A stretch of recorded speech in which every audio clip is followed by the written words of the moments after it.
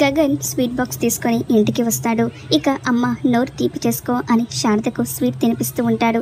ఎందుకురా అని అడుగుతూ ఉంటే ముందు స్వీట్ తినమ్మా అని గగన్ అంటూ ఉంటాడు. ఆ తర్వాత పూరికి శివకి కూడా స్వీట్స్ తినిపిస్తూ ఉంటాడు. ఇక ఇప్పుడు చెప్పు ఎందుకు ఈ స్వీట్స్ అని అంటూ ఉంటే భూమికి పెళ్లి ఫిక్స్ అయిందమ్మా అని గగన్ చాలా సంతోషంగా చెప్తూ ఉంటే శారద ఒక్కసారిగా షాక్ అయిపోతూ ఉంటే శివ పూరి కూడా షాకే చూస్తూ ఉంటారు. ఇక ఏంటమ్మా అలా చూస్తున్నావు?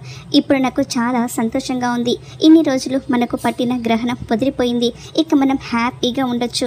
నాకు ఎంత రిలాక్స్డ్గా ఉందో అని గగన్ చెప్తూ ఉంటే శారద మాత్రం బాగా ఏడుస్తూ ఉంటే శివ కూడా షాకే చూస్తూ ఉంటాడు.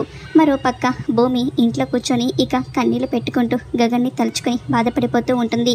గగన్ కూడా శారద వాళ్ళ ముందు సంతోషంగా ఉంది అని చెప్పి గదిలోకి వచ్చి ఇక భూమికి పెళ్లి ఫిక్స్ అయిందని తను ఇక దూరం అయిపోతుంది అని భూమిని తలుచుకొని వెక్కి వెక్కి ఏడుస్తూ ఉంటాడు.